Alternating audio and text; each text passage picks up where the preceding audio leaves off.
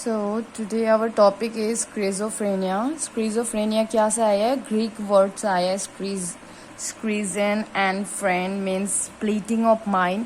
So इसका definition है a mental disorder that is characterized by disturbances in thoughts, perception and behavior.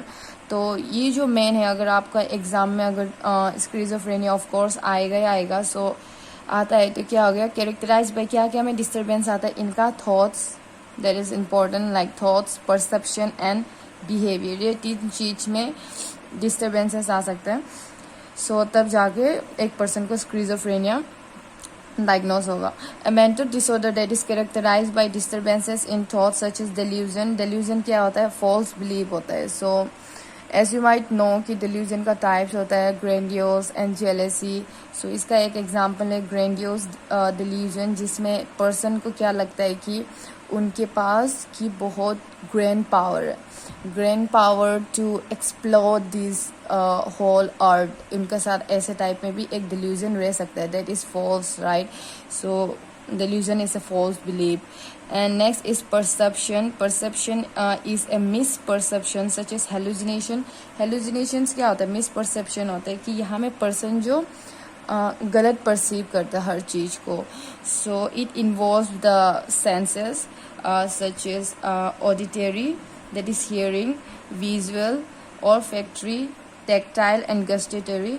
so इसका एक example जो सबसे कॉमन हेलुसिनेशंस एक पर्सन जो फेस करता है वो है ऑडिटरी, कि यहाँ में हियरिंग की पर्सन को कुछ आवाज़ उनको लगता है कि उनको कोई कुछ बोल रहा है या समथिंग.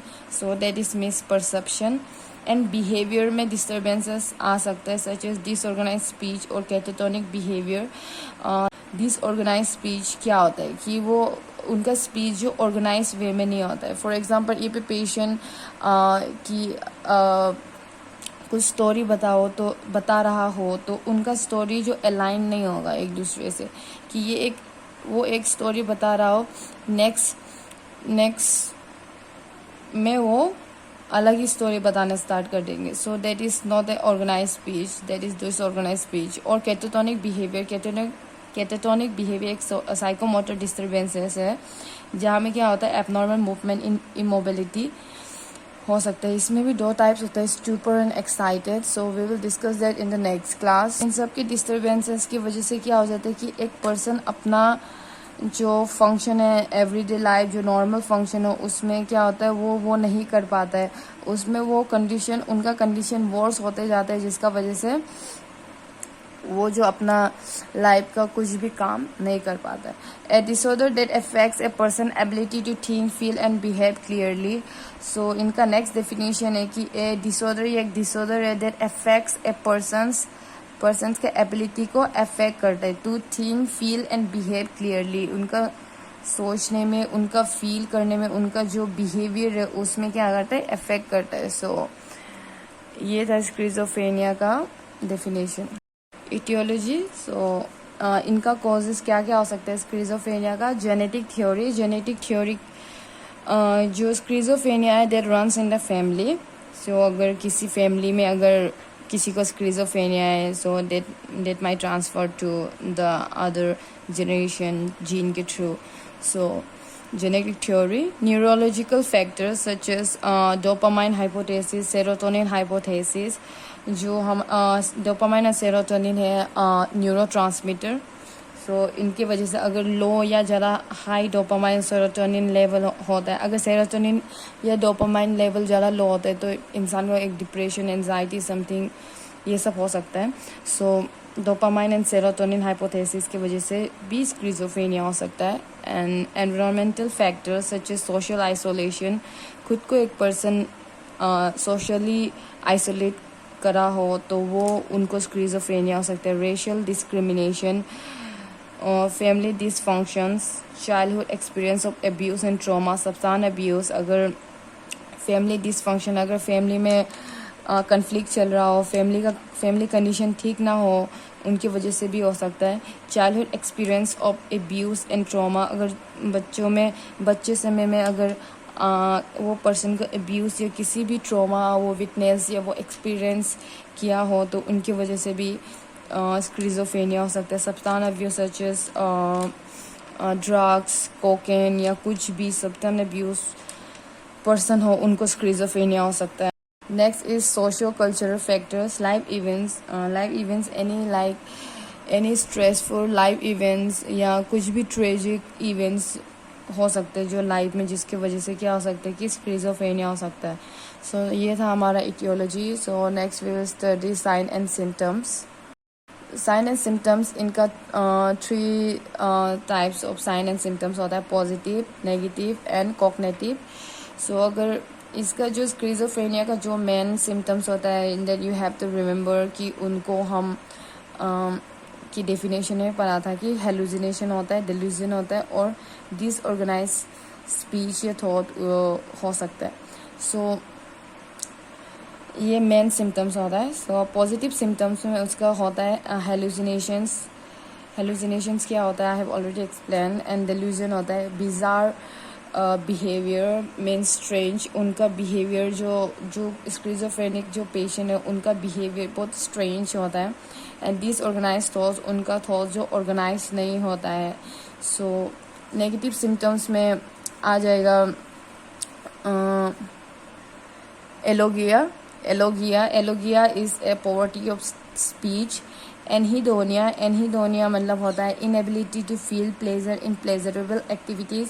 कुछ भी अगर प्लेजरेबल एक्टिविटीज़ हो तो उसमें पेशेंट को है उनको प्लेजर फील नहीं होगा. इफेक्टिव फ्लैटनिंग जिसमें भी ए होगा उसमें क्या होता है कि जिसमें भी आगे में ए होगा उसमें क्या होगा एब्सेंस या लैक होता है कि फॉर एग्जांपल ये इफेक्टिव फ्लैटनिंग है, absent expression of effect. Like इसमें कुछ भी अगर वो पर्सन को हैप्पी हो या सैड हो उनका एक्सप्रेशंस एकदम से फ्लैट होगा. There will be no expressions. So asociality means anti social. वो सोशली इतना इन्वॉल्व नहीं होगा, वो अपना आपको आइसोलेट करके ज़्यादा रखना पसंद करेगा. स्क्रीजोफ्रेनिक पेशेंट लोग ऐसे रखते हैं. एवोल्यूशन मतलब लैक ऑफ मोटिवेशन कि उनको कुछ भी करने का मोटिवेशन नहीं होगा स्क्रीजोफ्रेनिक पेशेंट को. नेक्स्ट सिम्टम्स है कॉग्निटिव सिम्टम्स. इसमें आ जाता है इम्पेयर्ड मेमोरी कि पेशेंट का जो मेमोरी है वो इम्पेयर्ड रहेगा, उनको याद नहीं रहेगा चीज़ों का. लैक ऑफ डिसीजन मेकिंग कि वो डिसीजन खुद नहीं ले पाएगा. इम्पेयर्ड अटेंशन कि अटेंशन उनका एक जगह में नहीं टिकेगा, उनका इम्पेयर्ड होगा attention. Management. Now we will study the management of schizophrenia. So management हो सकता है hospitalization, but every patient schizophrenic patient doesn't need hospitalization. So in case अगर इफ पेशेंट ये हॉस्पिटलाइजेशन सिर्फ उनको ही दे सकता है इफ पेशेंट ट्रीटमेंट रेजिस्ट करेगा या डेंजरस टू सेल्फ और अदर कि दूसरों के लिए और खुद के लिए अगर वो पेशेंट हार्मफुल रहेगा तो उनको हॉस्पिटलाइजेशन कर सकते हैं. Active state of delusion hallucination का एक्टिव स्टेट होगा तो उससे दे सकते हैं. पुअर सोशल सपोर्ट, ये सबको हम हॉस्पिटलाइज कर सकते हैं. So medication and psychological treatment. Next उनका मैनेजमेंट है medication and psychological treatment. So medication psychology book में ऑलरेडी मेडिकेशंस लोग दिया हुआ है. So you need to go through this. So medication psychology का ट्रीटमेंट में हो सकता है एंटीसाइकोटिक मेडिकेशन देंगे. एंटीसाइकोटिक 2 टाइप्स के होते हैं, typical antipsychotic and atypical antipsychotic. Typical antipsychotic में हम क्या क्या ड्रग्स दे सकते हैं, हेलोपेरिडोल, क्लोरप्रोमाजाइन, फ्लूफेनाजाइन. और एटिपिकल एंटीसाइकोटिक में रेस्पिरेडोन, ओलनजापाइन एंड क्लोजापाइन. सो ये आपको याद करना होगा ये मेडिकेशंस. एंड थर्ड है हम उसे लेंगे साइकोलॉजिकल ट्रीटमेंट. साइकोलॉजिकल ट्रीटमेंट में हम उसे दे सकते हैं ऑक्यूपेशनल थेरेपी दे सकते हैं. ऑक्यूपेशनल थेरेपी में क्या होता है, it aims to improve the functioning and ability to take part in meaningful activities. यहाँ में स्क्रीजोफ्रेनिक पेशेंट के लिए ही हेल्पफुल रहेगा to take part in meaningful activities. और ऑक्यूपेशनल थेरेपी में उसका जो फंक्शनिंग लेवल है उनको भी इम्प्रूव करेगा. And the next is cognitive behaviour therapy. यहाँ में risk of relapse, reduce the risk of relapse की जो स्क्रीजोफ्रेनिक जो जो थोड़ा ठीक हो गया उनको रिलैप्स होने में रिड्यूस करेंगे, उसका रिस्क को रिड्यूस होगा कि फिर से उसको स्किज़ोफ्रेनिया होने का चांसेस से रिड्यूस करेगा।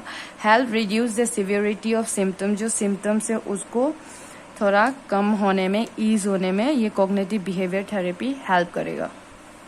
सो ये था हमारा मैनेजमेंट।